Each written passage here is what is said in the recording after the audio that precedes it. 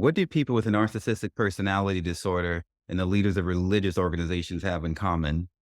Abso-fucking-lutely every damn thing. I have with me today Tanya Levine, the host of the Leaving Hillsong podcast. The same woman was also featured on two separate documentaries. One was on Discovery Plus. It's called The Hillsong and Megachurch Exposed, and the other one produced by Vanity Fair on Hulu called The Secrets of Hillsong. I got Tanya Levine with me, and we're going to dissect this foolishness reverberating from Hillsong Church Australia, the scandals surrounding Brian Houston, all the little boys they done slept with, covered up the scandals, and no, it was not the gays doing this, honey. You can't pin this on us. It was all them straight men, quote unquote. Cheating abounds, scandals galore.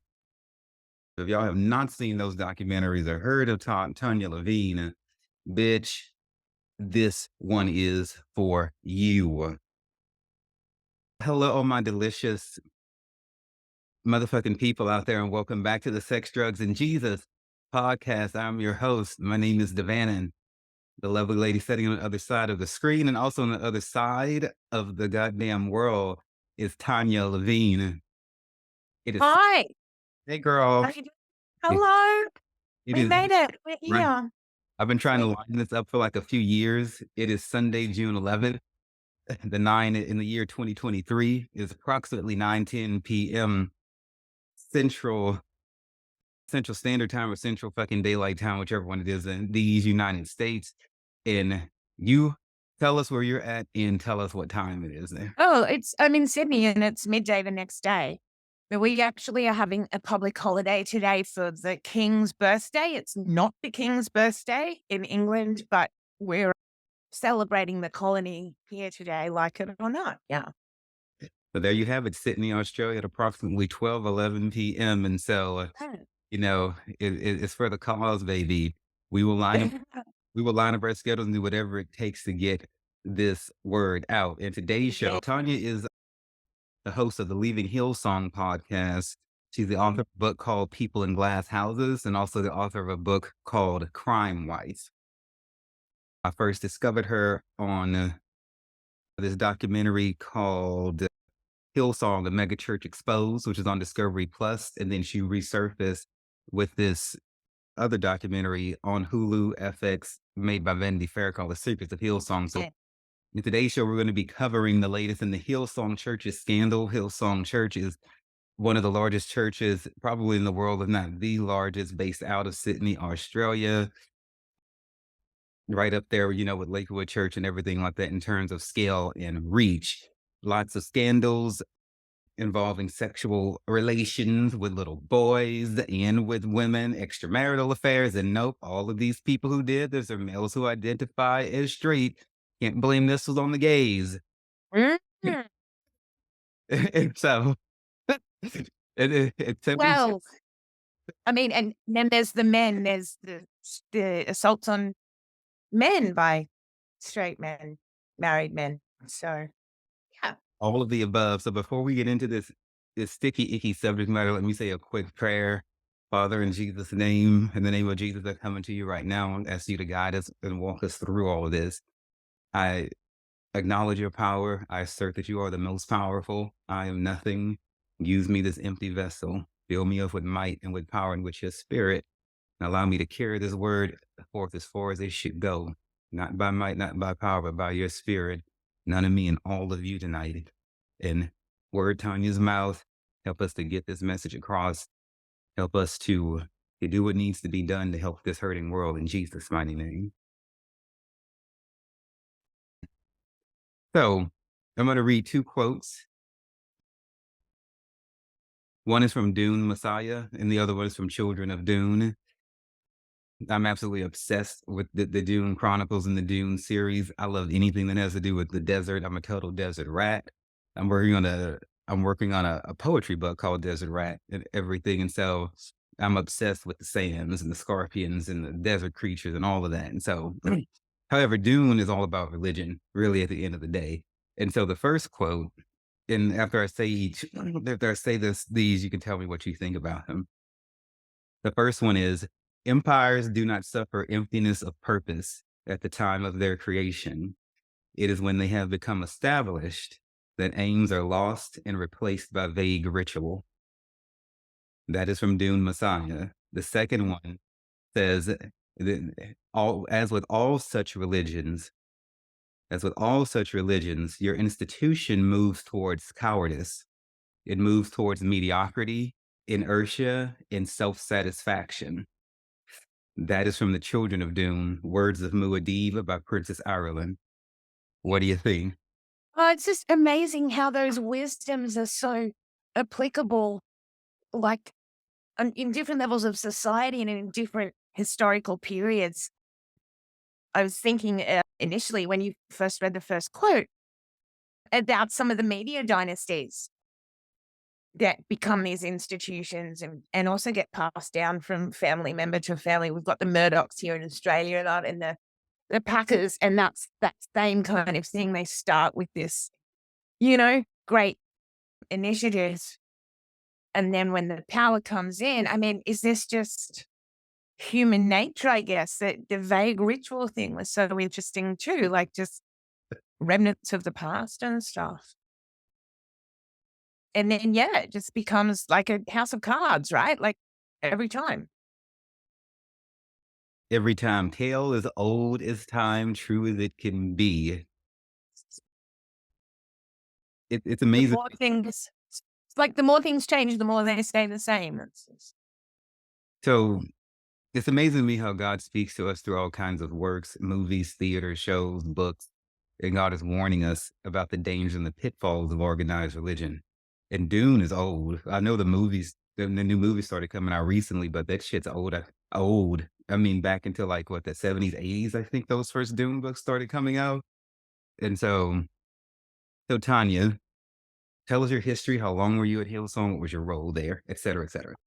I was born, my mother is Jewish, and then she converted after she met my father. So I was born into this literally Judeo-Christian household. And my parents then became Pentecostal when I was about 8. I was baptized in water and speaking in tongues. We ended up moving houses, long story short. And when I was about 13, 14, we moved into an area where the local Assemblies of God Pentecostal church was called the Hills Christian Life Center. And so we just started going there. It was like, the kind of sensible move. And at the time, there were like 400 people. And that's the church that ended up becoming Hillsong. I was there from when I was about 14 until I was about 19, 20, 21, when I did that thing where you just kind of stop going so much. Like you didn't leave. I just eventually, like over those last couple of years, stopped going. And then I was pretty tormented by not going to church, by not knowing what the right thing was to do. And eventually I ended up at a meeting where Brian Houston was announcing as you mentioned before, the sexual crimes against children, that his father Frank, who actually initially started the church that then had an offshoot to Hills Christian Life Center that became Hillsong. So the father is as such the founder of Hillsong. They inherited ministry and took it, to become Hillsong. So when Brian was making that announcement about his father, and he'd referred to it as a serious moral failure. He'd really minimized it. And then he'd put the focus back on himself. And that just blew me away so much that I guess that's when the torment ended. And I really wanted to start getting the message out there about who these people are, even just to get some information out, not necessarily to convince anybody or anything like that, but just to let people know and to find out if there was anybody else possibly going through the same thing. And then I got the opportunity to write a book, which came out in 2007, about my experiences and my theories, and kind of had to sit back for a while because nothing happened. There was nothing in the news. And then, as we all know, it's just kind of exploded in the last couple of years with all the stuff you mentioned. So yeah, interesting times.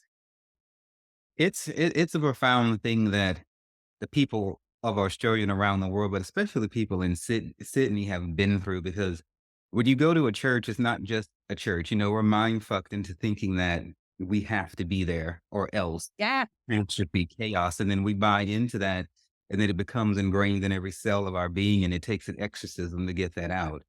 That's what's called religious trauma. That's what I just explained to people. So in the Mm. second documentary, and y'all, this came out on May 19th of 2023, the second documentary. The first one came out on March 24th of last year. So when Tanya says it's new, bitch, it's new, that church is fucking old. And these scandals have been going on for a long ass time. Okay, for like decades and shit. And so it took all of this and all these people coming together to finally get enough evidence to get media attention, because that's how well connected these people are. In the second documentary, 'cause I want to begin to bring to surface as much as I can, like your emotional investment in this. You said that when Brian Houston stood on stage and began to gaslight everybody and play down what happened, Yeah. that was the last day that you attended Hillsong. Okay, from my own experience, having a last day I attended Lakewood Church after the bullshit there, it's like a breakup. It's like a divorce. It's like a death. It's you don't you accustomed to being there. You're used to being there. You're there. Talk to me about the emotional experience of having felt like you belong somewhere and understanding that you can't come here again. Oh man. I mean, I've even been written a letter about that. I mean, I guess when I stopped attending, it was more like the early 90s. And this announcement didn't come until, well, I always think like 12 years after I kind of stopped going. So yeah, I mean, yeah, I stopped going because I couldn't emotionally, I couldn't go there and feel like I had integrity because I wasn't believing what was going on. And so I felt that would be hypocrisy, and then when I got the book contract, I actually wrote to Brian and Bobby Houston because they were my pastors growing up, and like quite naively, and said, I'm writing this book. Do you want to be in it? Can I get you to like talk with me as I write it and you can add the balance? And I got a letter back to say that no, they don't want that. And also that I'm not welcome at Hillsong. I'm to refrain from ever attending their services ever again or being on their property. And that was an initial banning letter, which like I just didn't take seriously. It's funny now that you talk about it. I haven't really looked at some of the emotional stuff, but I ended up going back a few weeks later to a service to look. It was Joyce Meyer, and I wanted to see what she would do. And I literally got thrown out by security guards because they took that letter very seriously. And that was pretty devastating. And it's stuff that's so hard to articulate, hey, because it's like, you I don't know, whatever kind of ties you have to a church, they're not necessarily measurable, they're not tangible. Um, it's not like family, but it is like family. And yeah, I mean, what I do know is when I saw Brian, like you say, gaslight us all. I wish I'd known what that was then. That was an absolute moment of liberty. That was my freedom moment. Yeah. I wish we'd known then what that was as clearly as we do now. So yeah, that was my moment where I was like, cool, okay, if this is the side of right, then I'm gonna have to be wrong. But I know I'm right. Yeah, I concur 100%. Right. And I don't want to be right, but oh man. So the major players we're going to cover: Frank Houston, Brian Houston, Carl Lentz. I'm going to do a little blurb on Donald Trump, because what these men all have in common is that they don't mind slinging dick all over town and cheating on their wives. They give a fuck less. However, they put on a different face in public. Hmm, Why hmm. why would I throw Donald Trump into this because a bunch of evangelical preachers and Brian Houston, who's not supposed to be evangelical, he's supposed to be non-denominational. Low key, Hillsong is very conservative underneath. They're just liberal in Oh, their, yeah. Oh, yeah. who that fucking Paula White people flocked up to go pray for Donald Trump and everything. It's and to lock arms with him. This is how corrupt the church has become. Church and state are not supposed to be in bed together, and they Yeah. basically have sex every night. It's a power thing. These documentaries, Tanya's book, highlight this. Um, Frank Houston, just to be clear, has something like over 13 boys that have said that he molested them. Okay, Brian Houston covered it up. He's currently undergoing trial in Sydney, and they're supposed to have a verdict, I think, this month. Okay. We're hoping soon. We're hoping there's a couple of days left in court. So do you want me to Yeah. outline this? Yeah. Well, all that happened was they ran out of time at the trial. So, they'd put 3 weeks down. It was right before Christmas. And so they've allocated a day each, one for the prosecution, one for the defense, to do closing arguments.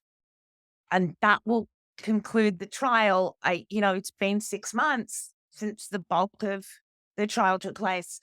It's a judge-only matter. So it's just this one guy, and I don't know when the actual verdict will be handed down, but, I mean, he's had the 6 months and, it's not like a jury that has to go and, deliberate. So, it could be next week. It could be, who knows? Yeah. And so in reporting, we're always supposed to tell who, what, where, when, why. There were so many boys that Frank Houston molested. It would take too much time for me to get into the exact dates of who did, what he did to who, where, but just know it was all over the world. Brian is Frank's kid who knew about this and covered it up. Frank is dead, so we can't prosecute his ass anymore. But Brian knew about it, and he's being prosecuted for covering up because churches have a responsibility to report these things. In the documentaries, you see all this hush money being moved around and things like that. Promised, paid, not paid, and different things like that. That is why Brian Houston, who was the senior pastor of Hillsong Church until they ousted his ass, recently, got kicked out of his own church, for sexual improprieties. One thing I took away from the documentaries, especially the second one, when they got kicked out, they were like surprised that it happened. This is the hypocrisy that comes along with narcissistic personality disorder. And most preachers are narcissists, flat out. They kicked Tanya out. They kicked other people out, which you'll see if you look at the documentaries. But when it happened to them, they're like, Yeah. how could this be? And so many people, like there are so many people that were cold-shouldered or punished or demoted or stripped or thrown out for having an affair or going through a divorce. Or I spoke to a woman the other day whose husband had been unfaithful to her years ago, and he told her about it, and they told the church, and they were like put it down, graded in their ministry, and like everybody knows why. And and that was a years ago event, but these guys were like, huh? Brian said he didn't expect people that the board to seriously accept his resignation. He was like a girl running out of a party crying, like waiting, like for everyone to go, stop, no, come back. Didn't happen. Yeah, the crocodile tears. I don't know who cries the most, Carl Lentz or Brian Houston. Carl Lentz, y'all, was Brian Houston's protege. So basically, the way I see it, you had this hierarchy of Frank Houston to Brian Houston to Carl Lentz, even though Carl Lentz is not biologically related to Brian Houston. Carl Lentz was Joel Houston's friend. Joel Houston is Oh, Brian yeah. Houston's son. That is how Carl Lentz got roped into the whole Houston gang. He didn't think they were going to accept his resignation. So that just means he was doing it for show. That was just that's nothing more than a confession that he didn't mean to confess. Yeah, there's a lot of stuff he says that you just think, like, why did you do that? Apart from the fact that he's most likely drinking at 2 in the morning and he gets on Twitter and says like really mean things. And then, yeah, it's it's incredible. Like we couldn't script this. The rules at Hillsong Church and at Hillsong College, you can't masturbate, you can't watch porn, you can't have done any of those things, or you get blacklisted, you get cold shouldered, you're not allowed promotions. This is like some Jerry Falwell level shit. Okay, you can't do any of this, but I'm gonna go run and do it and take pictures of it. Right? That's yeah, seriously. Yeah, it's like, do you know what I mean? It's like the more extreme they are, the more likely they are to be involved in something they're screaming about. Like it's yeah, or My like waving a flag. I know it's just yeah. my evangelist Nelson, my spiritual guide and counselor growing up, would always tell me that preachers are either really, really strong or really, really weak. They ain't got no in between. And like Paul Muad'Dib, the Messiah of Dune, was telling us in our opening quote, that these empires don't necessarily start out disingenuine. The point I'm trying to make to help people is that you don't know at what point your beloved preacher, priest, or pastor, pope, or whatever is going to switch from Anakin Skywalker to Darth Vader, because their evil is not going to be as apparent as going from the hot, sandy blonde, curly locked kid to a fucking black robot. Okay, their evil is going to be more insidious, more like Palpatine. You're not going to see that shit when they switch. And so I'm not saying Brian and Frank started out, but evil. But as they say, people who cannot handle power and wealth become corrupt. It could be one little thing at a time, one little thing at a time. It's like in an abusive relationship. Let's tie this in because Tanya's also a social worker among her other, litany of skills. Let's tie this same sort of rhetoric and thinking into a personal relationship.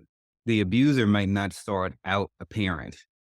They might start out with little stuff, little lies, little manipulation before, and then it kind of can grow. Have you seen anything like that in your work or any of your clients that you come across? Oh, I mean, yeah, yeah. It's funny because when I started the podcast nearly 2 years ago to just to get more stories, to get people to tell their story, and like raw data, and the more people that spoke, the more times it resembled the exact dynamics of a domestic violence relationship, like just the fear and the control and the guilt and the sympathy with the person that's treating you so badly. So, it is so difficult. And we search a lot for that time. Like, where was the moment when these people turned from, just suburban Australian, New Zealand folk into sociopaths? I mean, was there a moment? Was it that it's one of those questions that, we're still asking because there was definitely a shift in culture, but then the more you dig back, the more you kind of worry if Frank Houston started this entire thing to get access to children, because like you said, his abuse was prolific. It goes back to his early 20s. They find out. So it was at least 40 years of it. So yeah, we'll never know the exact motivations, but that was definitely a part of it. Pretty So bleak. whether some people would say 40 years, that's like a gut punch. I had to like pause for a moment on that. Yeah, it's It's just up the more thinking, research. Yeah. thinking you. So whether it's the devil making people do it, or whether it's just the psychological profiles, it doesn't really matter in the sense that the people are not likely to change. Okay. They can if they wanted to, but the problem is when you're dealing with people like this, they don't want to be wrong. Whether it's a narcissistic personality disorder, sociopath, Machiavellianistic, some psychotic, whatever the hell, them people have a real big problem accepting responsibility. And when you cannot accept responsibility, you can't change because there's nothing for you to be wrong or sorry about. And so therefore deliverance and repentance and healing are not on the table for people like that.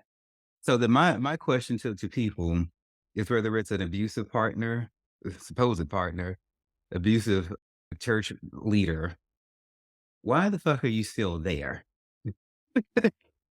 You know, why are you still Yeah. there? Tanya had enough balls, to fucking to walk away because, your value system, was strong enough to leave. I really questions people's motives when they can see the molestation in the Catholic Church, what Hillsong has done and what that represent and how that mars their image. Being with a partner who is cheating on you, abusing you, lying to you, and you're still there. Why? I mean, it's the same as the frustration of, and I am actually like dealing with this with a friend of mine who is in actual physical violence in a relationship. And it's so difficult that they haven't walked out the door yesterday. I mean, I guess the alternative is the fear of the loss of, hey, people have got incredibly strong emotional bonds, and like you said, it becomes a drug.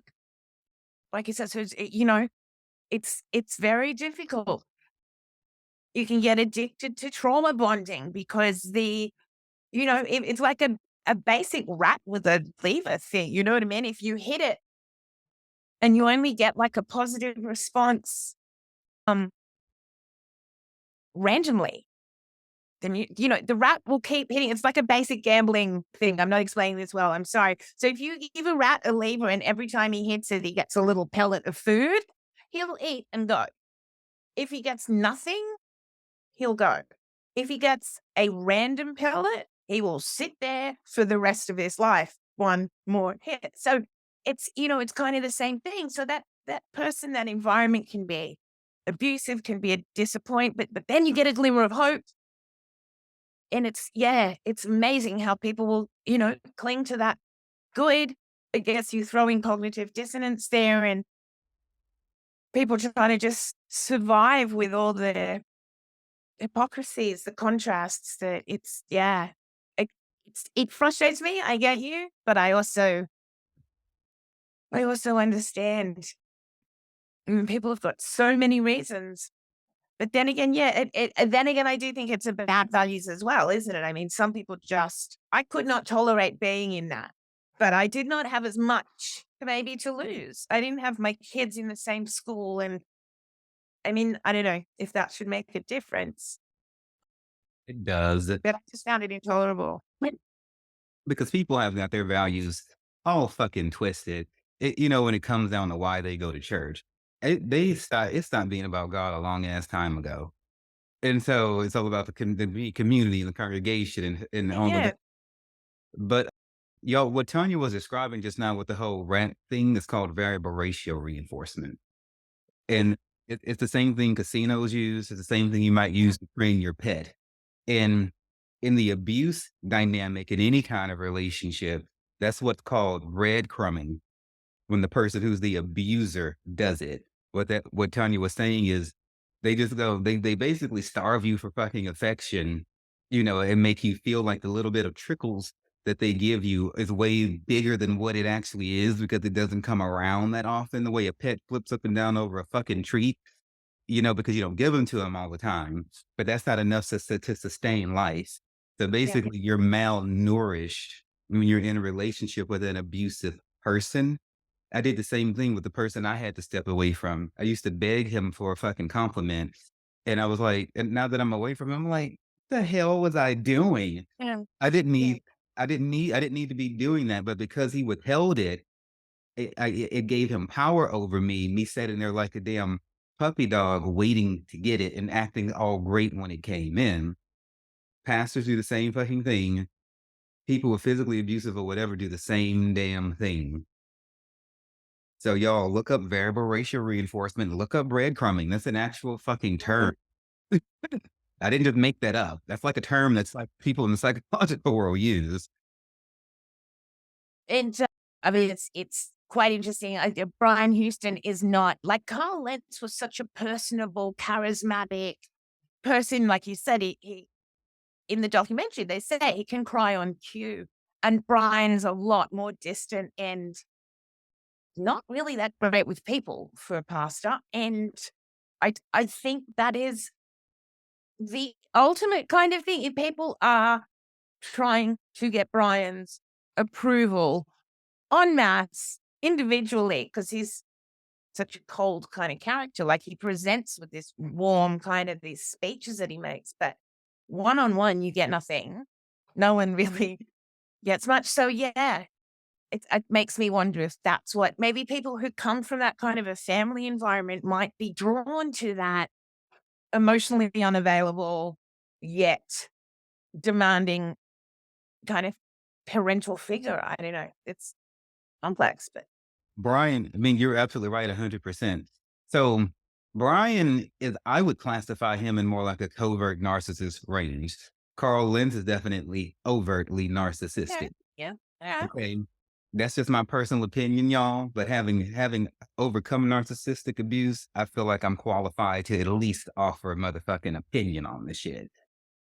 So, and I clocked that in the documentary. In the second documentary, you said that. You said that when you first saw Brian, you didn't think he was all that impressive. You didn't think there was all that much to him. You didn't think he'd go very far. What I'm gonna add is that I think he knew that too. And I think that he did what covert narcissists do is they reach into their little bag of tricks and pull out their mask. And I think that he worked on a public persona that he felt he could sell enough to sell his agenda, his vision of what he thought the church could be, that he kept telling people. Because covert narcissists and people who don't think a lot of themselves have a very low opinion of themselves, but that does not stop them from coming up with a new. It's like playing a fucking video game. They're just gonna go in there. I'm just gonna go here and make me a new character or a new skin, and I'm just gonna come out here and wear this when I'm outside. That's exactly what the That's fuck. interesting because he really gets away with so much because he's got this like dorky, I'm just a doofus. I'm just a bumbling guy. I don't know what's going on. I'm just this clumsy guy from New Zealand. And he gets away with a lot. Like when the stuff happened on the East Coast in New York, he's like, I'm all the way over here in Australia. I don't know what's going on. He knew what was going on. Yeah. So that's very cool. That's yeah. How much, yeah, again, tying into like when did the shift come? Did the culture change? Was it always there? That's interesting. Because he knows what people thought of him by the time, he knows. The quiet Right. people always know. They don't say a lot, but they have incredibly active minds. I'm telling you, the person that I had to break away from, same thing. They had that, oh, I'm just a quiet, nerdy kid. No one likes me. I don't have any friends. Poor me. But secretly, the wheels were turning on ways to manipulate, take advantage, and do things like that and to put on a different mask. I saw Brian's mask fall in the documentary one time when that reporter was running up to him in the car when he was just about to get in the SUV, and he was like, "So tell us about whatever." And he turned around and he did this very angry. He was like, thing," and then immediately he snapped it back to, "Oh, Yeah, yeah. He's got a notoriously bad temper. I mean, I'm not telling any secrets here. He's always had a short fuse and would reduce people to tears, volunteers, staff members. He's a yeller, he's a wall puncher, he's that kind of, but, again, with the narcissists, they're all like that. They lose their temper really quickly when you challenge them a little bit. So, yeah, yeah. But then he knows how to be the game show host again. Right, they do not like to be challenged. So y'all, if y'all are in these crazy ass churches with these crazy ass pastors, or even worse, laying next to one every night, do not ignore these signs. When you see that mask, that quick temper, all of that, especially if you're dealing with somebody who's a covert narcissist like Brian Houston or like the ex I had to fucking flee from, those people are the most likely to blow up one day, and snap and do something to physically hurt you because they don't have an outlet. The whole reason they're keeping it bottled in is that they don't feel like they can come to you. They don't feel like they can properly vent it. So they do it with cheating or they do it with whatever. But the bottom line is they don't have an actual healthy outlet. You know, I have known of people to get shot dead by fucking narcissistic people who just had enough of their insecurity just got the best of them.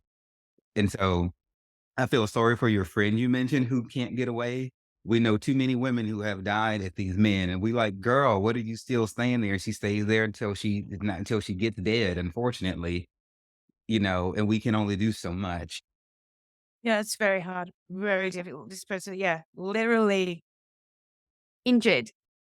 And, you would think that's kind of proof enough. And they're also not having a particularly, it's not like this is this great relationship that sometimes goes bad. And it's the same with the church. It's like people can be overworked, financially driven into the ground, not getting their spiritual thing that they go there for and still turn up and still keep going. Which to me is like, wow, wouldn't you I would just make an excuse and stay home. But yeah. People need to be pulled out of the matrix. I'm thankful for the people who I saw in the documentary who were. Of course, there's some people who stayed, but there's a lot of people who left too. For those of you, I'm going to give a shout out to Tina Turner right now, who recently passed away. Angela Bassett portrayed her in a movie called What's Love Got to Do? I say got to do with it. And she did a phenomenal job. And Tina Turner gave the world a masterclass on what it's like to be manipulated by an abusive, controlling ass, and the narcissistic, psychotic, sociopath. God damn it, I turn is every fucking thing, to be addicted to him, you know, and to get strung out on him and try to make sense out of the abuse. After he would hit Tina Turner, she's all like, "It's my fault. I shouldn't have insulted his music. I'll do better next time. Or I guess I'll take these pills and kill myself." How many of us have done that? Try to rationalize. We're doing this with the church too, but y'all watch What's Love Got to Do with It and see how this woman was able to go from she was with him, I think, 17 years, getting the shit kicked out of her like on a goddamn daily basis. Okay. If not physically, then emotionally, there's really not much difference to me, emotional and physical abuse. In fact, the emotional abuse lasts longer. Mm. But by the end of that fucking movie, she said it took her a long time to get Ike out of her system, but she did. Okay. Yeah, and we won't digress, but it's incredible how such strong women can be overcome by kind of these mediocre men as well. Amy Winehouse, Britney Spears, like Whitney Houston, like all these women, Celine Dion. Sorry, I digress. But yeah, you would think that these people that have everything would somehow have some protection against being vulnerable to predators, and they're not. So It's in the book of Revelation. It's somewhere in the Bible. Don't quote me on that one, but it speaks about how the true nature of Lucifer, like when it's revealed, it says like how the nations will look at him and see how just in his actual form, how unimpressive he really is. okay. And so what does this mean? The devil, the Antichrist, how it speaks about how these people don't have true power, but they will be given the ability to demonstrate miracles and signs as though they do have power. And what power they have is only temporary. It's short lived. It doesn't have any substance to it. However, it is capable of captivating the attention of many people. Yeah. In my opinion, anybody who is narcissistic, sociopathic, or carrying any of those dark profiles are operating in the spirit of Satan. Because if you are not a light worker, okay, or you can very easily be a dark worker, whether you think you are or not.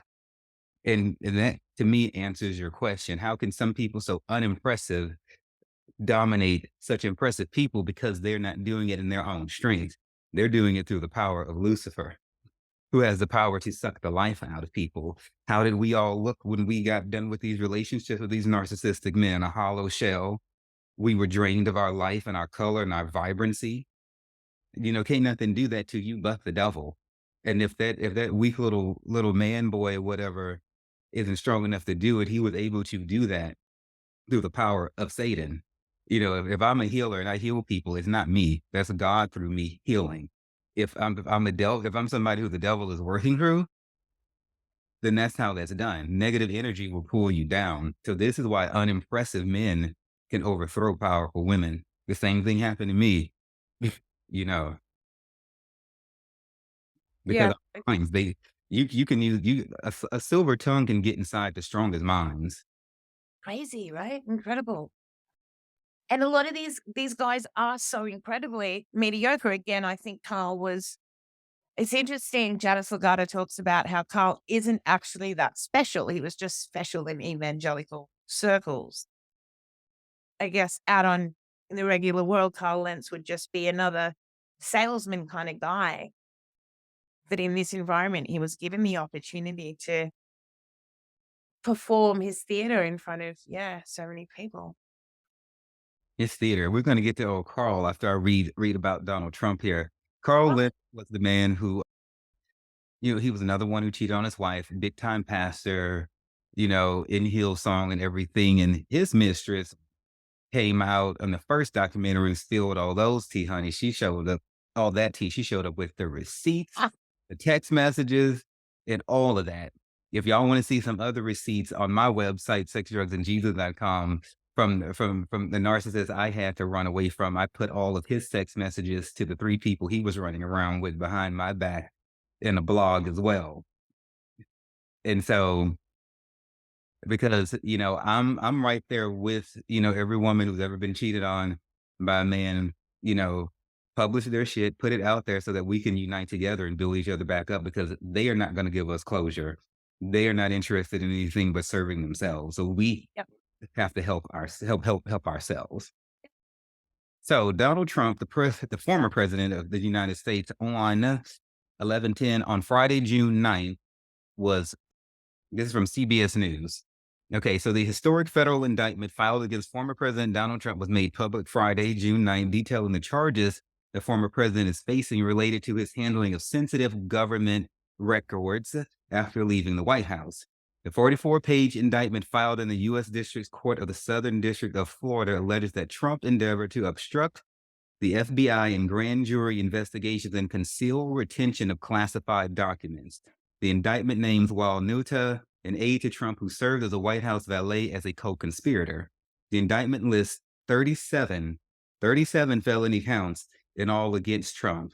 31 counts of willful retention of classified documents, 1 count of conspiracy to obstruct justice, 1 count of withholding a document or record, 1 count of corruptly concealing a document or record, 1 count of concealing a document in a federal investigation, 1 count of scheme to conceal.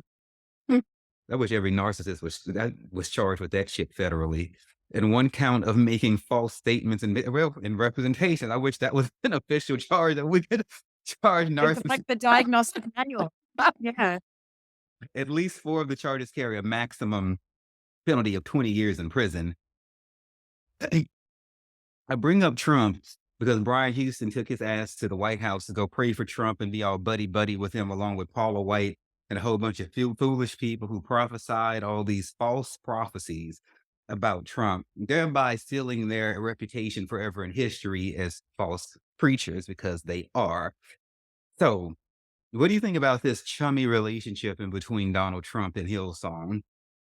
Well, I What do don't you think know about this? if you're familiar with the story that our prime minister absolutely begged the White House to have him attend. They had held a state dinner. They were to hold a state dinner for Australia, from recollection, for our prime minister, Scott Morrison, who had named Brian as his mentor in his very first speech in Parliament when he was very first elected. And it turns out, like in this recent Secrets of Hillsong, I think it was highlighted again, the White House said, "No, we don't want Brian Houston here. He's bad news. His father is bad news, but also, he's under investigation for concealing the crimes of his father." we don't want him. And our prime minister went back and back. And the expert was saying, I think on that show, they've never seen a world leader do this before. So, it was obviously incredibly important to Brian. that They've had political ambitions from the beginning. So I guess that's all part of that. But like you're saying, birds of a feather, they flock right together. These two, the difference between Trump and Brian Houston is that Trump doesn't drink alcohol.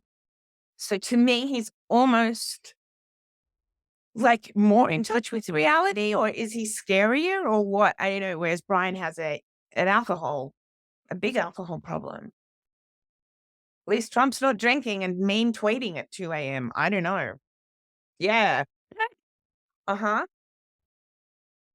Trump doesn't mean tweeting at 2 a.m. in whatever state of mind he's in. Some people, it takes a mind altering substance to excavate the situation. Some people just wake up like that. Mm. Either way, if you are what you are, the alcohol cannot create what's not there. Mhm. Mhm.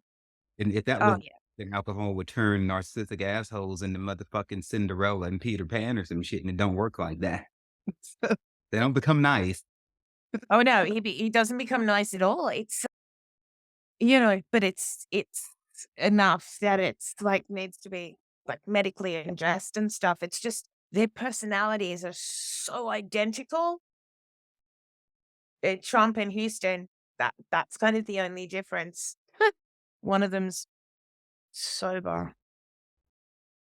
Right. And keeping in just briefly, I just want to say, like, to point out some of the hypocrisy of these United States that I live in. This nation, as much as they tout God and religion and everything, this is such a godless nation.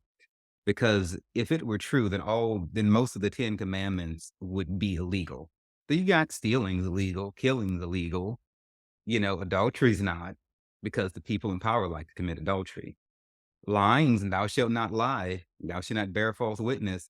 Those aren't illegal because people in power like to bear false witness all up and down the goddamn block. And so they pick and choose what they're gonna enforce that's not gonna entrap them. But if God is my witness, if I had all the power, Tanya, as the book of Proverbs says, a lying tongue hates the one who is afflicted by it. Mm. Okay. All you women sitting up in church with a lying ass man, I've read about some bitch that have to give the motherfucker a lie detector test. He lies so much. Stop operating in your own understanding. God already told you that a liar is not supposed to tarry. In his sight, if it ain't good enough for God, it shouldn't be good enough for you. Stop negotiating with a motherfucking lying person. Because the Bible has told you are doing damage to yourself. One count of scheme to conceal.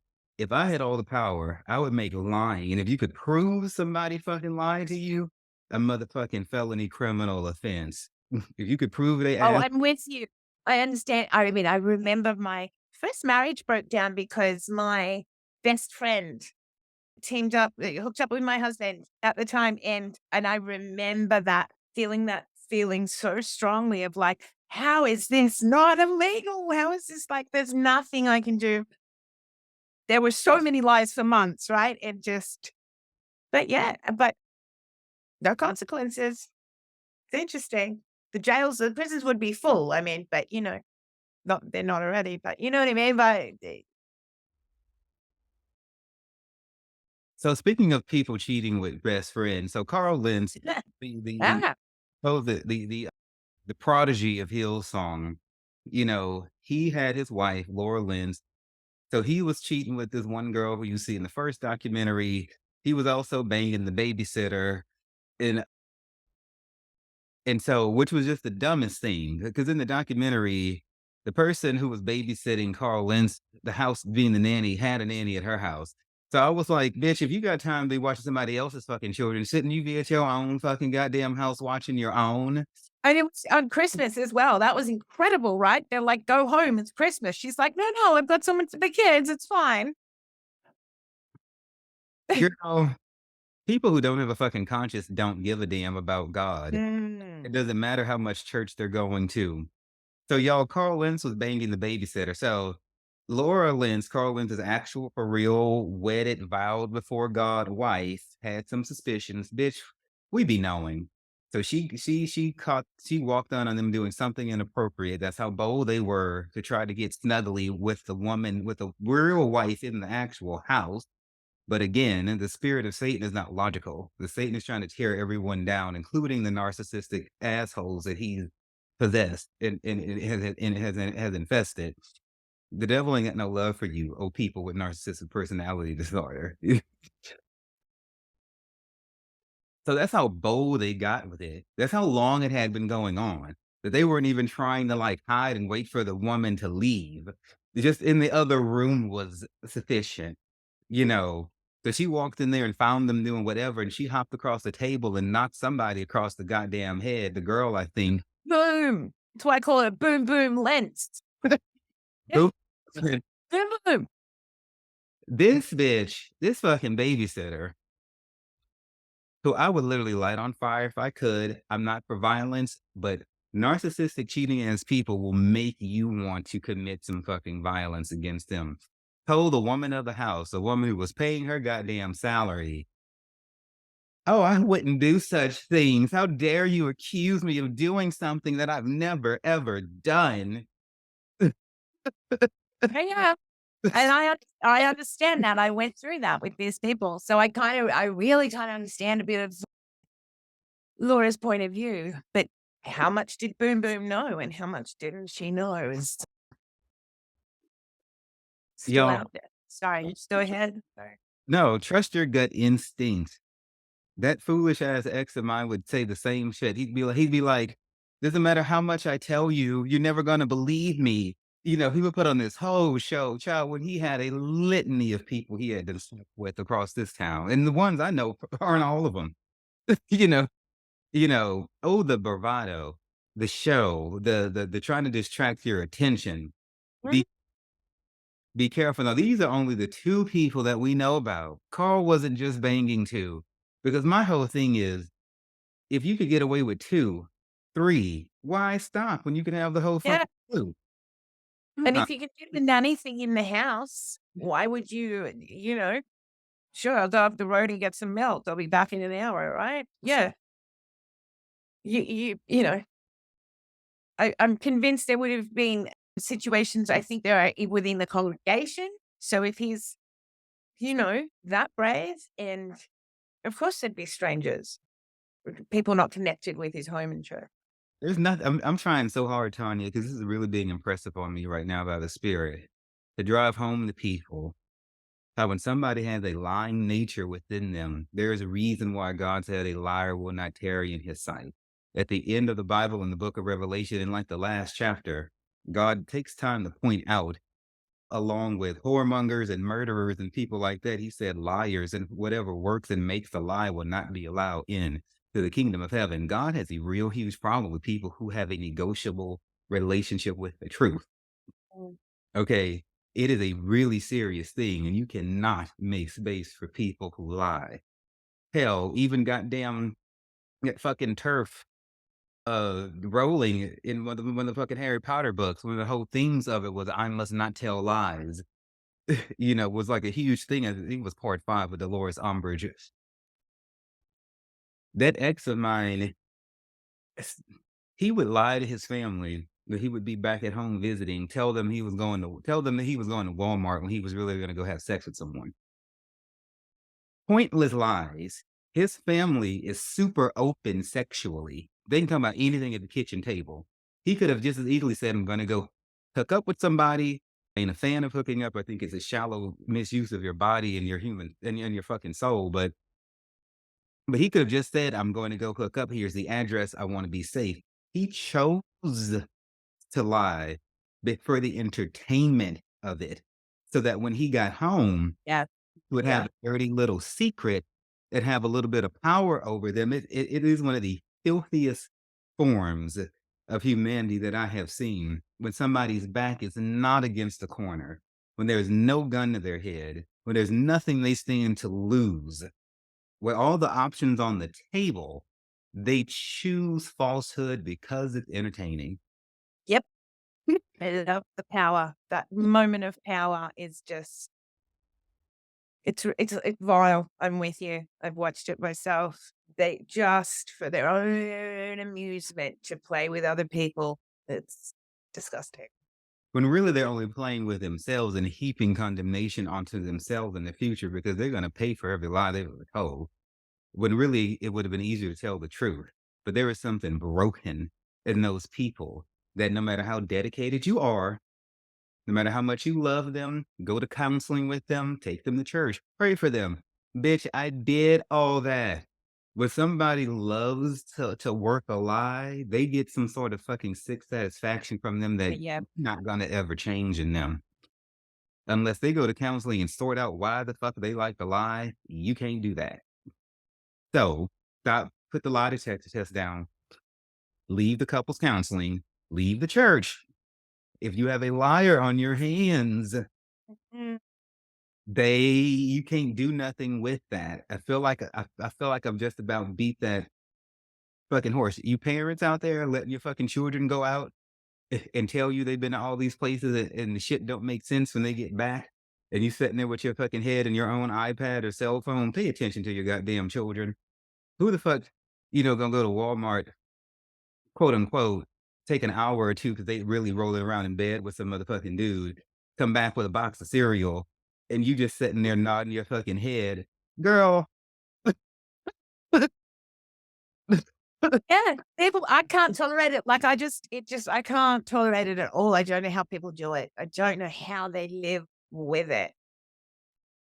which brings me to the Because I'm better than anyone else. And it costs me, but yeah, it just drives me up the wall. Any hint of it, deception, the whole thing sends me crazy. it will not do. It will not do. It robs people of like their soul, their identity. Because when you're looking at somebody, and it's one thing if somebody lies or steals, like the Bible says, because they're hungry or to feed themselves. There's a certain amount of mercy there. But when you think you knew somebody, and for all those years and all that time, you thought that pastor was telling you the truth, and come to find out, he's been banging people all over town. Every sermon that you ever heard him preach, Yeah, you question does that, damage. Yeah, does big damage to people. that you question every day. You question everything. The whole thing was a farce. Now you feel like you wasted your time. This. So why are we even doing this show to try to convince you goddamn people to fucking get away from these abusive situations, to go grab that friend of yours, to try to do what you can, to not sit idly by. I know she don't want to listen, but just try to have the conversation again. you know, Or at least let them know that you're there, that there is a world outside. I remember being in quite an unpleasant relationship myself, and it wasn't extremely seriously terrible, but it wasn't good, and I knew it had to end. I was getting screamed at a lot, but so eventually I went to a friend of mine's house for like and some evening do she had, and no one was getting screamed at, and no one was walking around on eggshells, and no one was kind of worried. And I thought, oh, okay, this is right. I remember normal life can be like this. So, even if you can kind of get somebody into you know, a neutral environment and show them that there is another, without telling them, but just show them there's another way, it can make all the difference. It did for me. right, right, right. Because y'all have to understand the person who's the abuser likes the trauma. They like the drama. They're not, if you notice, they're not going to let peace go very long before they whip up another reason for an Yeah. argument. You, Yeah. they abide in that evil energy. Okay. It doesn't bother them the way it bothers you. That's why they can have an argument and then go lay down and go to sleep like it's nothing. And you're up shaking and trembling and questioning everything all night. They are evil. You are not evil. That will never work. Okay. It's, not going to change. Yeah, it's incredible. It's incredible that even like you're saying on a physiological level, like you're actually physiologically worked up and distressed because of what's taken place, which you think is like a normal reaction. And they're like, fine, they got to go get on with something else. Yeah. You can't change them. So this brings me to my problem with Laura Lentz. Laura Lentz is Carl Lentz's wife. Okay, Okay. when the scandal hit, Carl got fired for his affairs. Brian got fired for his affairs. Frank was made to step down for his affairs. Then the fucker died before anybody could really hold his ass to account. So Carl's wife, eventually they made her resign.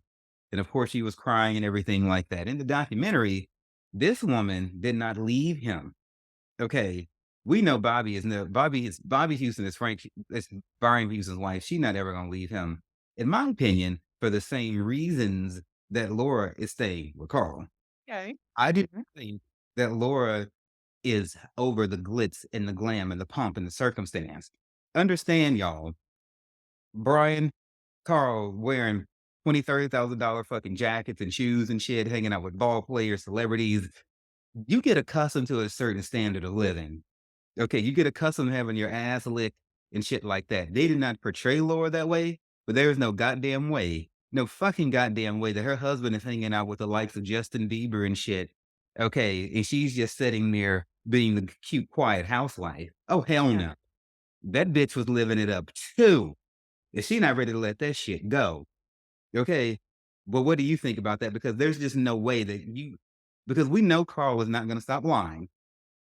I don't care. And they did portray him with this comebacky sort of mode. I'm going to talk about Laura first because I don't trust everything Carl said. I heard him say the things that somebody with narcissistic personality disorder has been to counseling enough to learn. Mhm. But we'll talk about Carl last. Let's talk about Laura because I don't believe the bitch. It's been 2.5 years. Why do they need that piece of the pie again is my question. So why do some people feel that they have to be in the spotlight and have a comeback at all? Why they had a good time. Could that not be it? And maybe they go, I don't know, go live normal lives? No. So it's only been this short amount of time and they're already like doing the documentary. I believe that was in a lot of pain in her face. I think that's legit.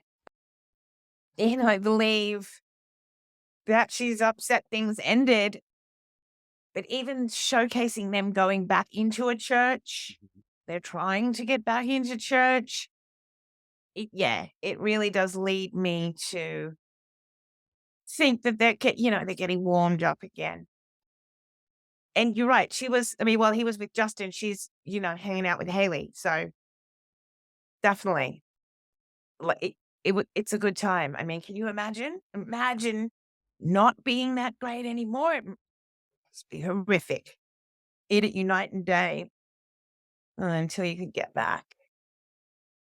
Sure, they've put their heads together, those two. And like you said, he's playing. So we do worry in therapy that people who, like you say, will not change, have narcissistic personalities, actually benefit from therapy because they learn more skills on how to, the nuances on how to deceive people and how to present themselves. So, it's not a super, super cynical point of view to think that rehab was advantageous for him in more ways than one.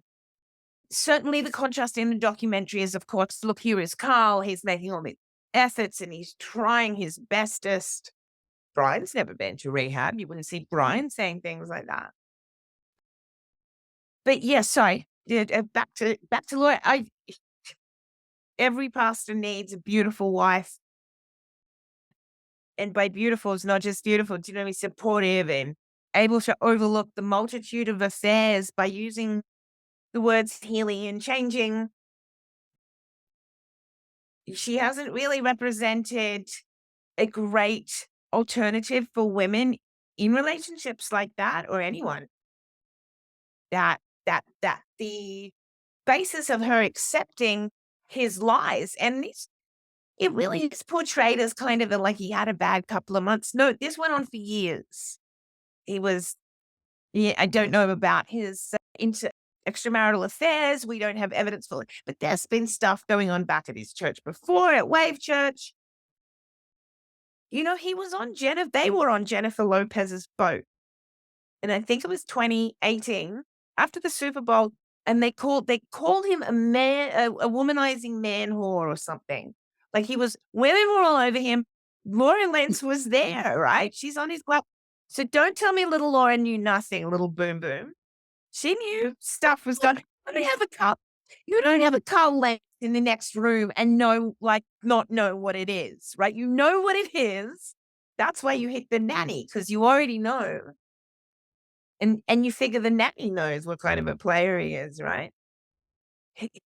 He is what he is. He wears a leopard print shirt in the end, right? Because he's not going to change his spots. Right. He's trying to tell us, I think. Well, oh, But yeah, so she's a great supporting actress in a lead role. you know what? That was some great subconscious shit you just pulled up there. That's some hypnotherapy shit right there. That is fucking spot on when you can. Yeah, yeah, yeah, absolutely. He's not.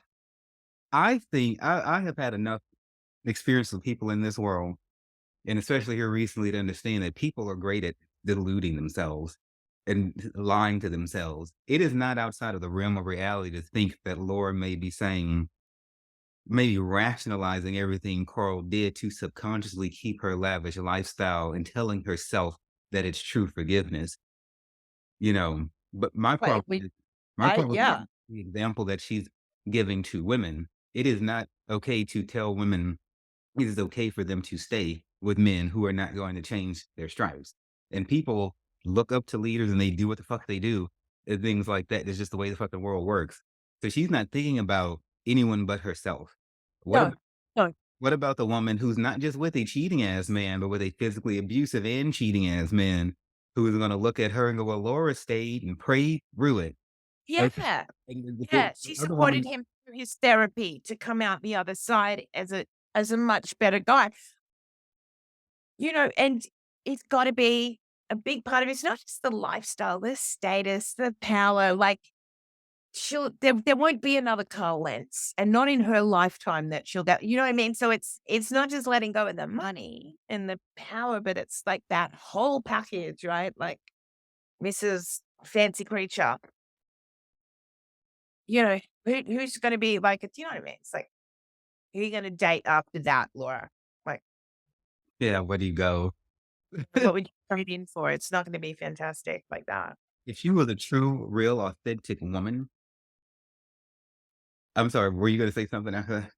Oh no, yeah, no, that's it. I mean, If she was a true, okay, so the other person in that similar relationship may not have like a celebrity husband that's a factor in that as well. So she's not being truthful about, yeah, you're right. Sorry. she's not being relatable, but that woman who doesn't have a celebrity husband, when we get obsessed with a man, he might as well be fucking Michael Jackson or Luther Vandross. Yep. We use Yep. him, we put them up on those pedestals. I would have thrown myself in front of a train for, you know, you know, for the person I had to get away from. I refrain from referring to him in any sort of possessive tones, so he is the ex, that ex, because I never knew him. He is a part for me and I have no affection towards him anymore. And saying that way reinforces that in my subconscious and in my conscious mind. And so people, you might want to stop referring to your ex as your ex if you're really trying to get away from the son of a bitch. Yeah. But if Laura Lentz was real and and down to earth, she could see the folly, what she's doing, but she's too starstruck. But it also could be that the whole thing's a farce. They're both actors. Okay. When you run a mega church, you get up there on that pulpit, you put on a show, bitch. The cameras come on, you're a different person. You do not know who your pastor really is. I don't give a shit how many Sundays you go there and give them all your goddamn money and time and attention. You don't go home with them. You don't know them. Okay. So Carl and Laura could have an arrangement. They could just be like, okay, let's just do this. You sleep with who you want to sleep with. I'll do the same. We'll rake in the money. Appearances. It happens every fucking day. Since the J-Lo boat, you got to wonder, It was a page 6 item, like, it's a thing. So, do you know what I mean? If she knew that that's what it's like, and 5 years later, here we are. Yeah, it's yeah, I'm not buying it. I'm not buying it. I'm sure she was in pain. She talks about October 25th, this date where she found out about the woman that you referred to who was in the news all the time, like, who was out the next day ready to, like, discuss it. And yet we know that she knew about all these other things. So it sort of sounds like this one day her heart was broken. She found some text messages or somebody found some they'd already sold their house a couple of weeks before. It's like this really strange situation where we think, it's probably already been organized before the big announcement that her husband was a bad guy, which they did on election day. Again, another kind of gaslight. So they made that announcement in 2020 on election day because people were already overloaded, already overwhelmed. So yeah, I just think it's all a lot more strategic than we are shown.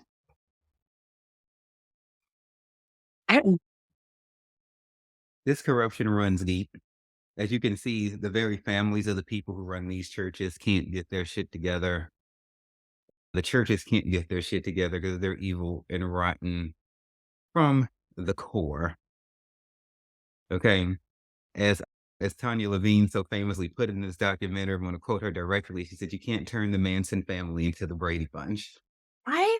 And that just came from on the spot, right? And then I realized how dated I was. Like I'm such a 20th century mom that yeah. Thank you for noticing. So I'm going to shift gears, y'all. So if y'all want to know more about the Hillsong, watch the documentaries. The links will go in the show notes. And there's so much trauma there, and it's ongoing. The trial is still happening in Sydney, Australia, as we speak, and we shall see. So I'm going to shift gears and throw a little bit of shade as we get ready to wind down at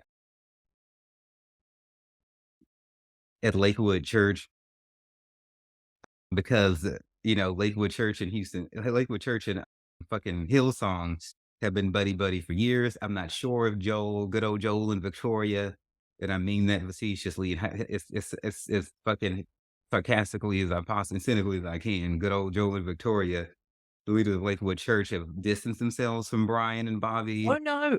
Funnily enough, Brian got a DUI. I don't know if you know that Brian got caught drunk behind the wheel. And that when that came out that weekend, he did a group photo that's like him and Bobby and Joel and Victoria and Steve Furtick and wife.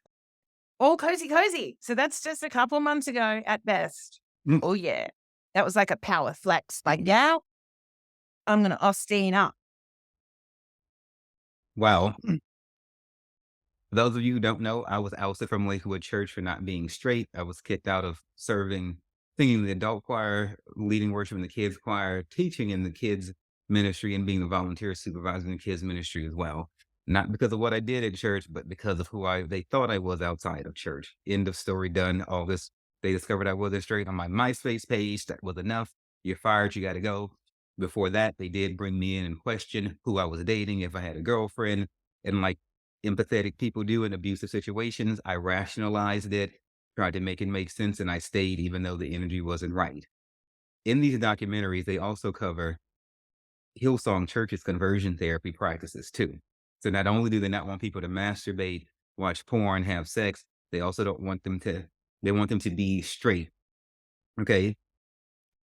Yes, the founder was fucking little boys and things like that, but that's not enough for them to want to change their stripes on this. I just wanted to point out that Lakewood Church also does conversion therapy.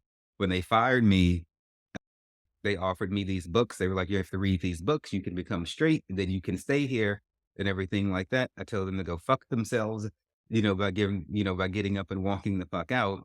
But it goes the same way it's covered in the documentary. It starts with them questioning you, finding out your lifestyle, getting you these books. Then the next thing you know, you're in front of therapists or pastors or different things like that, and they're trying to ungay you. Do you know anything about the conversion therapy at Hillsong? Oh, it used to be a much more standard practice. They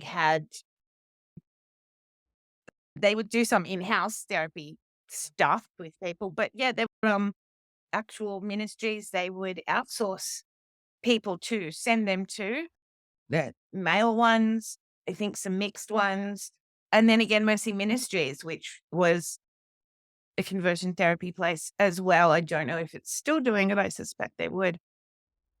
So, they will deny that they ever had anything to do with it. We were never like that. But yeah, I mean, I've had people on the show on Leaving Hillsong outline their experiences with the gay conversion therapy there. So it's as real as, just probably now a little bit more under the radar.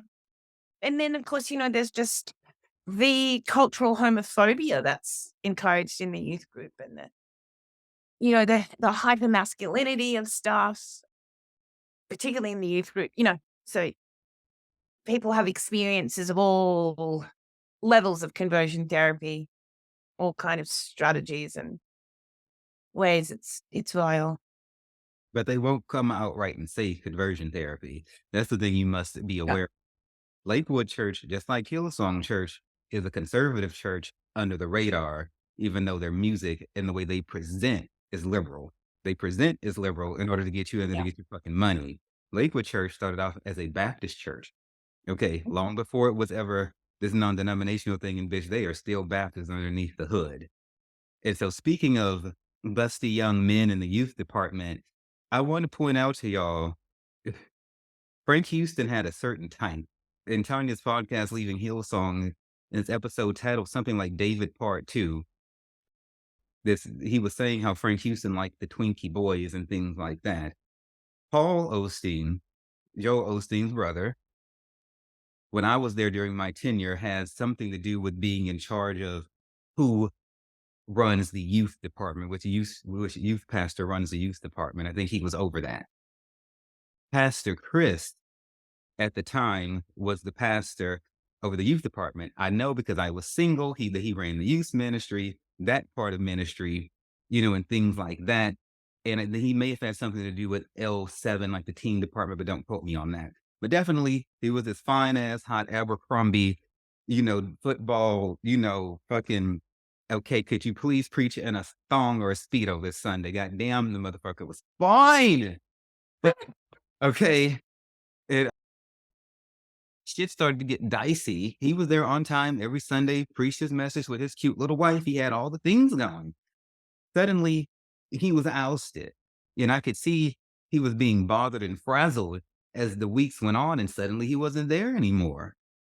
Well, there was this other pastor, Pastor Nick, okay, who had been there before or had some affiliation with Dr. Paul Osteen, Joe Osteen's brother. Okay. As soon as Pastor Chris is gone, Pastor Nick gets hired. Pastor Nick is blonder than Pastor Chris, just as fucking fine. Another Abercrombie model. Wow. It's like you literally just took the face off of one body and put it on another, both in skinny jeans, both very Carl Lindsay, only more muscular than Carl Lentz. And I said, and me and the other homies in the youth department are like, okay, this was just rinse, wash, repeat. What the fuck is the difference? They're both here at the same time with a cute little wife. My gaydar told me what the fucking difference was, bitch. Okay. I can clock a fucking negotiable ass piece of trade. I could be on fucking Pluto. I don't need to look through a telescope and look down here to Earth to tell you if a man is fully straight or not. Pastor Chris was not negotiable. Pastor Nick is fucking negotiable. He has done. Okay. Now, I didn't see him do anything. This is my gaydar. I can tell whether a man might not, and I can tell whether a man damn sure won't. Pastor Nick gave off that might not vibe. Now it could be that Pastor Osteen, Paul Osteen, Joe's brother, just wanted. It was abundantly fucking clear he just wanted Nick back. Period. But he didn't have to fire Chris to make that happen or make Chris a villain. So I don't know. But it just really struck us as odd that both of them had, why they always got to be 6'2" blonde with a Yeah.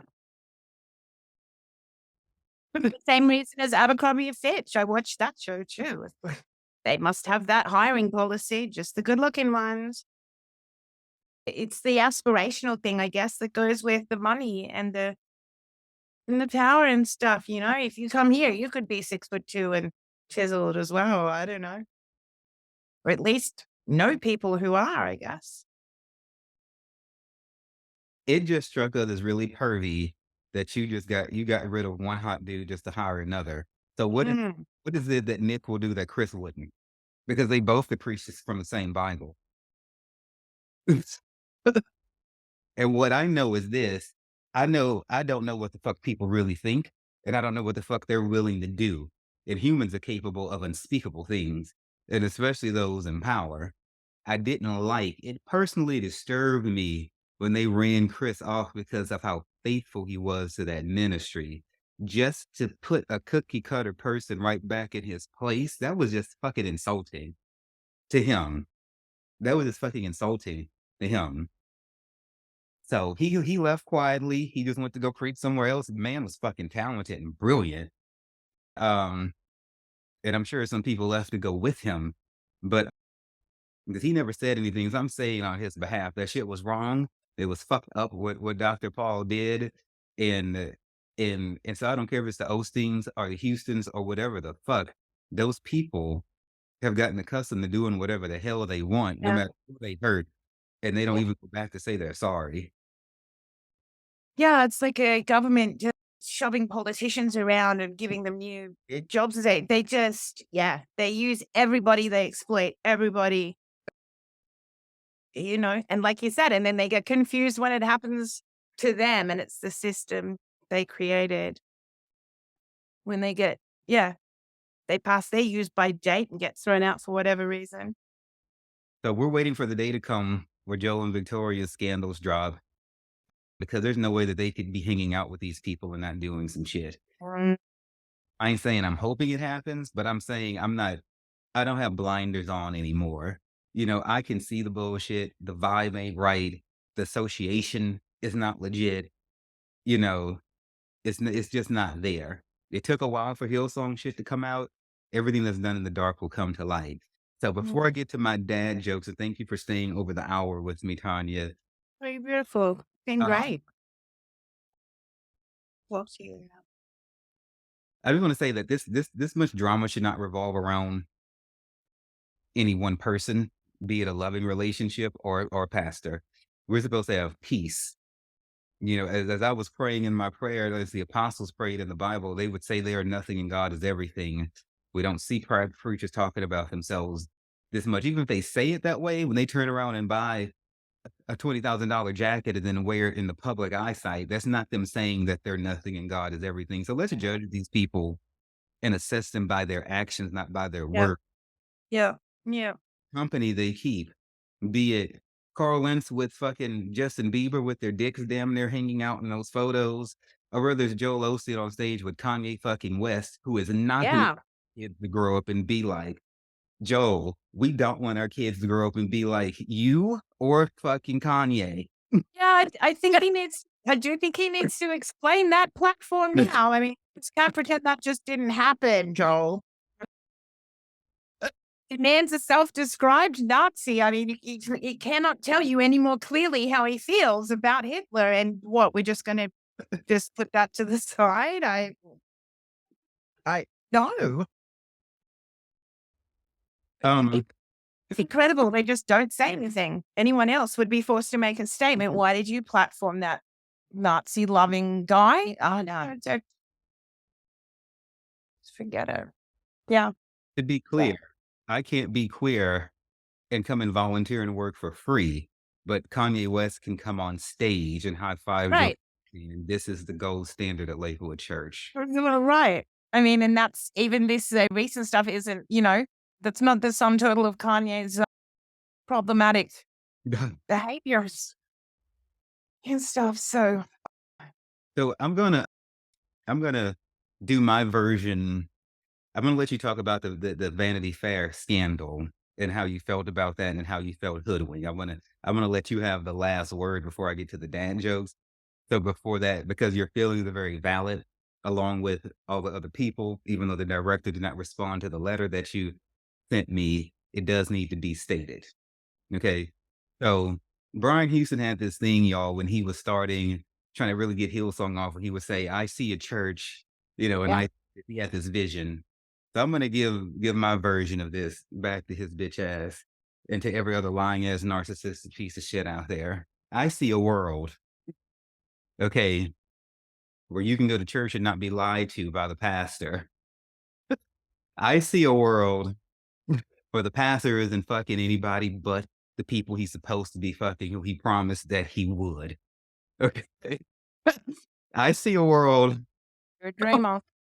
where we can rely on the integrity of our spiritual leaders without question. I see a world where there's consistency in the way justice is delved out from church leaders on down.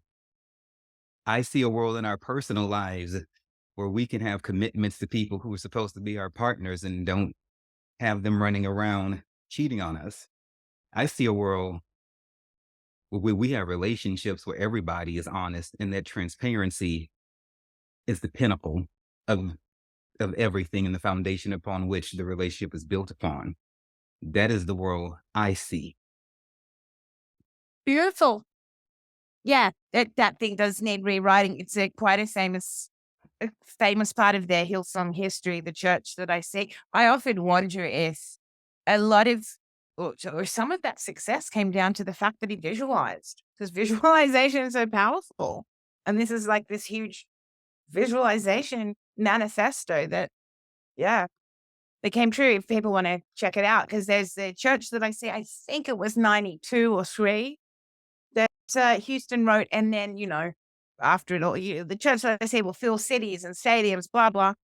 And then after a lot of it happened, he wrote an update to it. But yeah, it's all about growth and power and numbers and stuff. There ain't a whole lot of love going on in there. Concur, Right. concur. So, so y'all, they did not tell Tanya and crew that Carl Lentz was going to be included in this documentary. So I want you to if you care to tell people how you feel about that.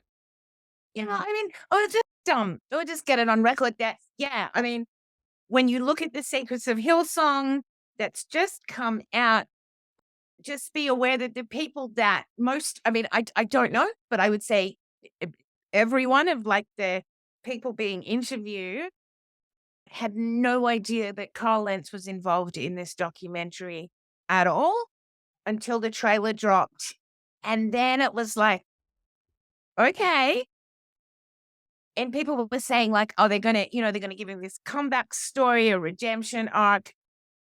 And I was like, no way. Like, it's gonna be, these people are clever, right? They've got him.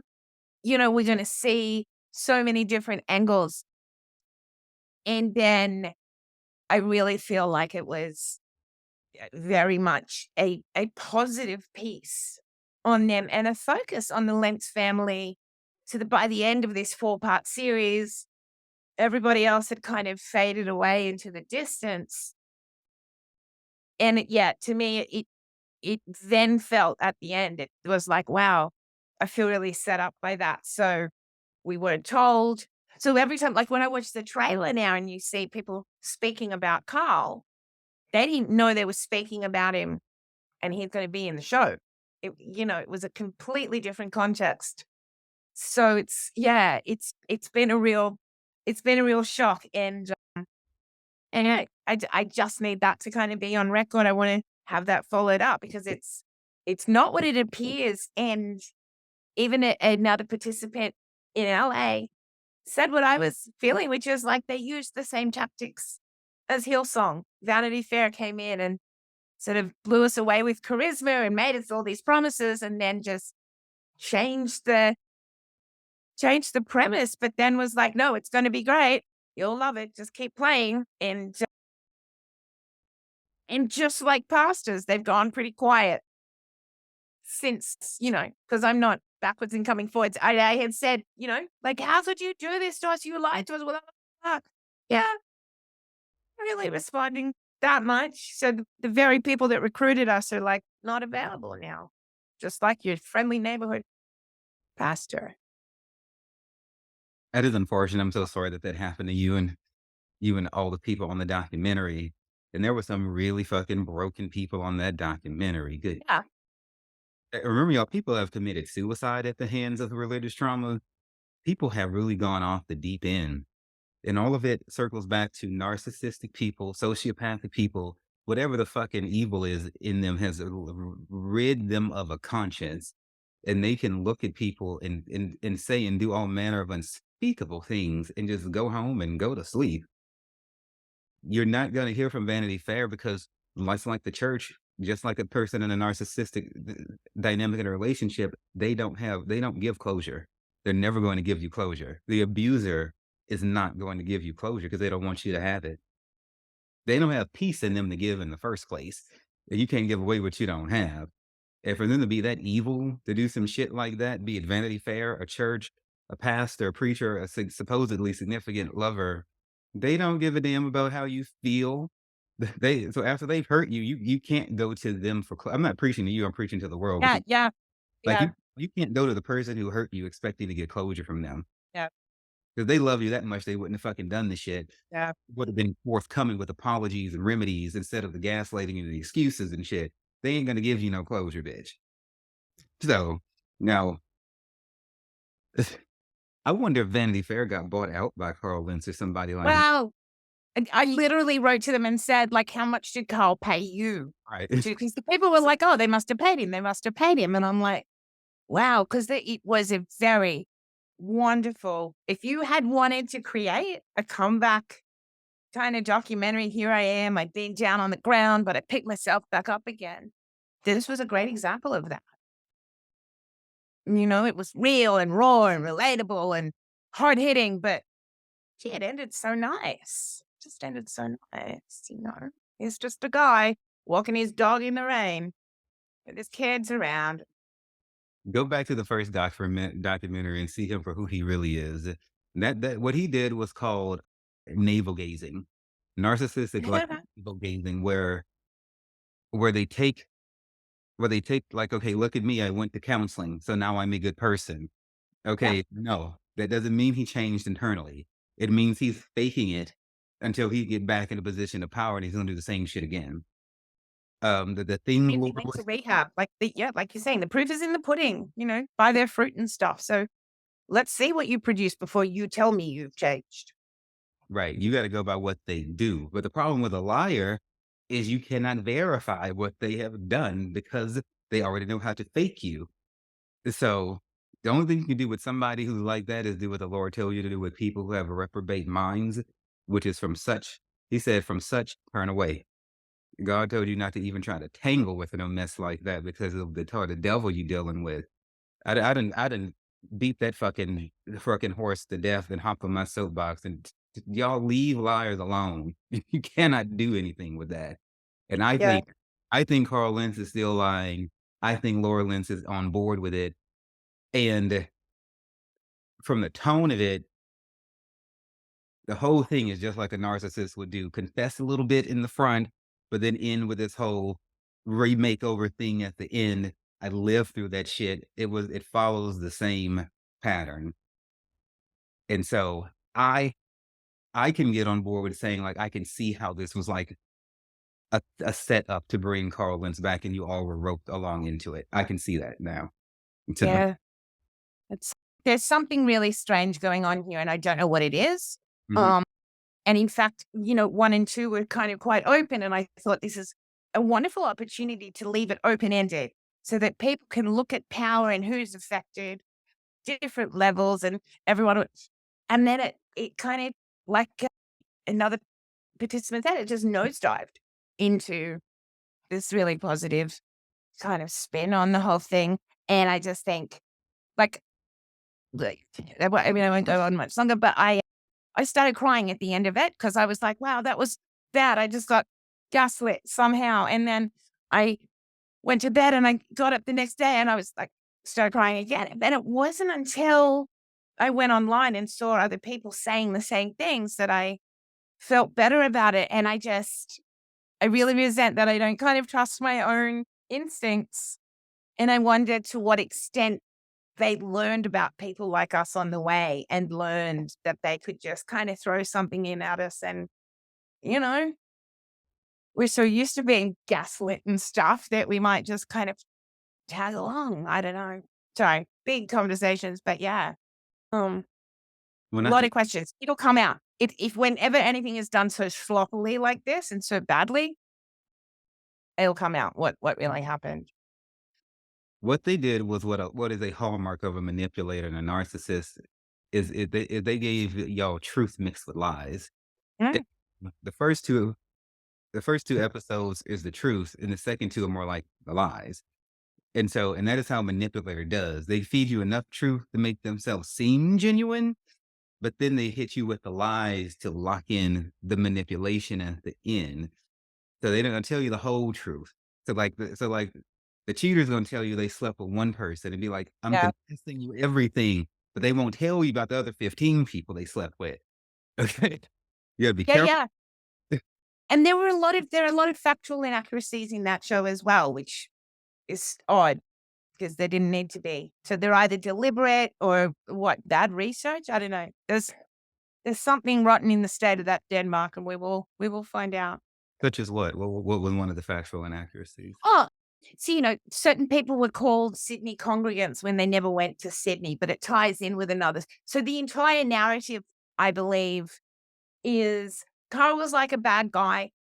Brian is a terrible person. Frank was an evil person. Carl is just this kind of deer in the headlights guy, got mixed in with this bad crowd over here. And now he's gone and worked on himself. So he's doing a lot better. But they're evil. So, yeah, there's a lot of stuff that just keeps, like, I believe even that third episode, which is so heavily about child sexual abuse, it grooms the viewer to be ready to hear about Carl's disclosure and to go, oh, okay. So he went through that. Oh, okay. Poor guy. No wonder he's had such a tough time. I mean, these are big statements to make. I realize that, but it went around my head for a couple of weeks, really like, huh? What? What was that? So, mm, mm. Felt like they did you dirty in the sense that, first of all, your outfit was cute. Like the Thank make, you. the hair, The the makeup's com- the tones that you had on the documentary was Slade Snatch for the God, y'all. She was rocking this very retro, very Heather Graham from Austin Powers, kind of like mustard yellow, but not really. They really worked with her, like, reddish hair. It was like very, very, very giving me some like super like Austin Powers. I dig it vibe, man. But they did you dirty because in your insignia, in your title, it just said Tanya Levine, former church congregant. There was no Yep. author. There was no podcast. They intentionally played you down, you know. Yeah. And I just looked at an email from the other day where I had written and said, hey, will you put the podcast under my title? And she wrote back and said, yes, sure, we can fix that. Nothing. And not only did they kind of put me to the side as just a former congregant, no book, no podcast, but there were just all of these men, like these white guys that they were just lining up and applauding. I don't know if you noticed that. And I don't even usually get into these kind of identity things very often, but that was like, wow, it was just white guy after white guy. They're like, these are people we really teamed up with and worked hard with. We'll just forget all those black women in New York. They were just kind of cannon fodder for the main thing. Yeah, there's a lot of racial issues too, especially in New York at Hillsong Church. So Yeah, what God has said was done in dark will come to light. So I speak light.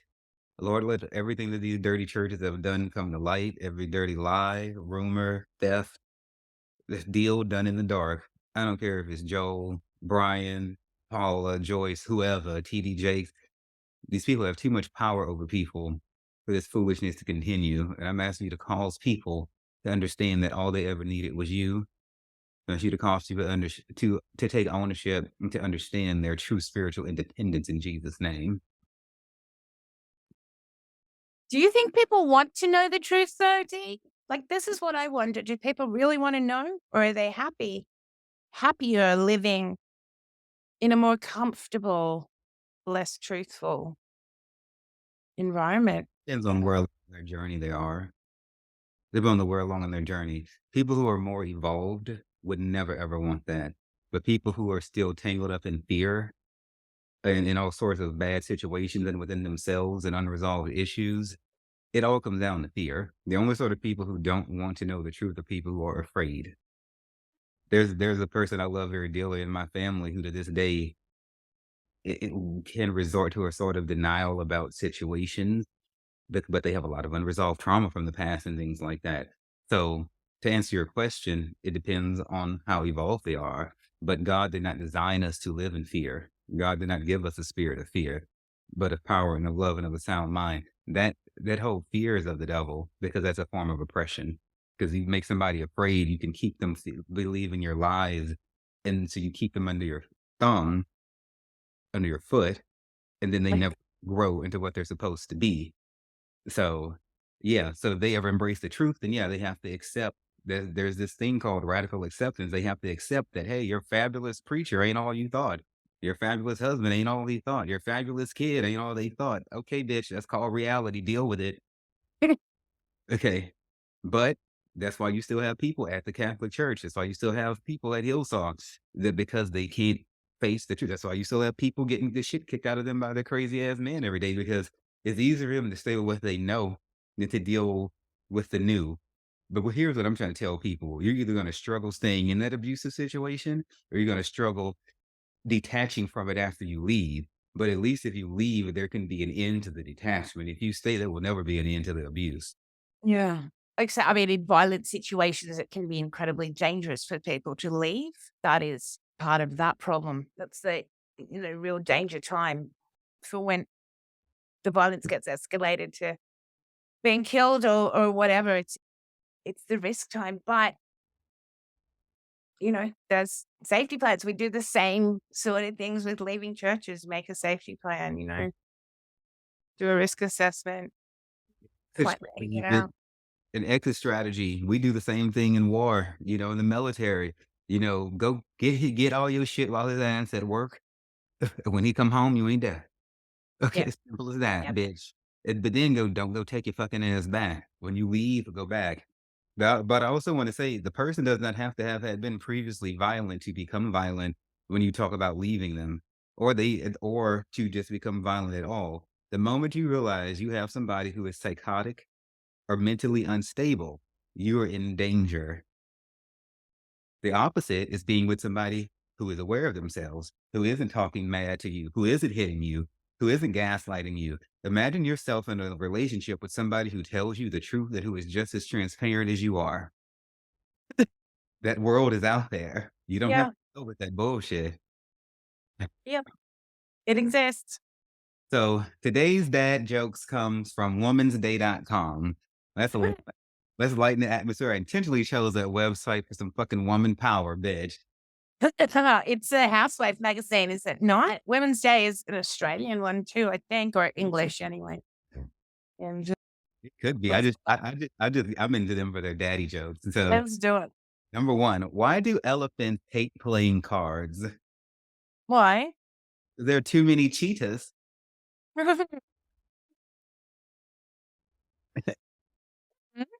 I intentionally use that one to throw shade at all the cheating ass men. Why did the Mad Queen have the first letter of the alphabet removed? Why? Because she liked the good beheading. Oh dear. Wow. Yes. Okay. Yes. Nice. I intentionally threw that one in there for woman power.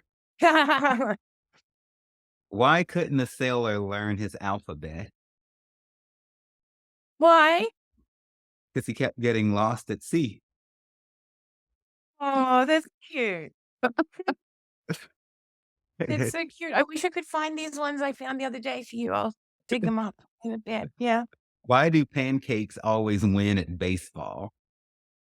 Why? Because they always have the best batter.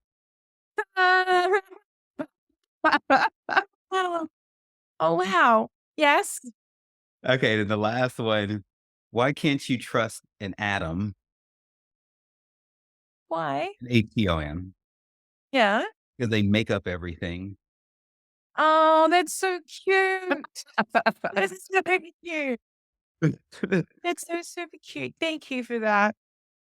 So yes, so the name of her podcast is Leaving Hillsong. Name of her book is People in Glass Houses. The second book is Crime Wife. She's on TikTok, Facebook, Twitter, and Instagram. She has a Patreon as well that I'm going to list if y'all want to go drop some funds on her also. And all of that is going to be linked in the show notes.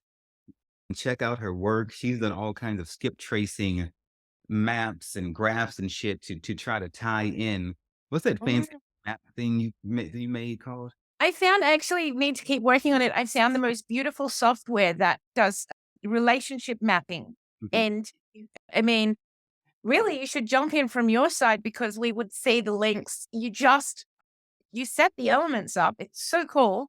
And then you just put in the names. I wanted to find the links between names, churches, marriages, properties, businesses, and see what we come up with.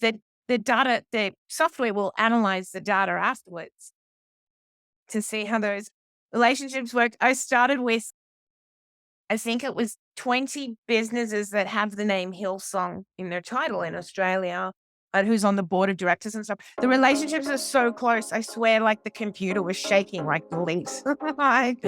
So overlinked. But yeah, it's so cool what we can do now. And we're going to map this thing worldwide. I really want to do that. I'll see what I can do. Thank you so much, Tanya Levine, for your time. Thank you, Dave.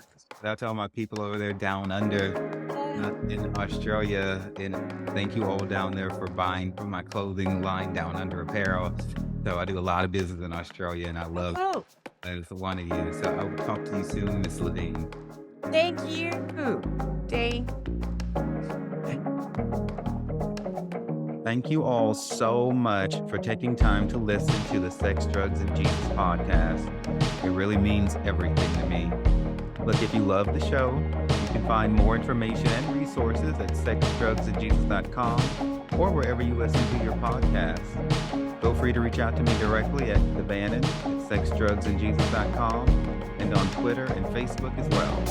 My name is Devanin. It's been wonderful being your host today. And just remember that everything is going to be all right.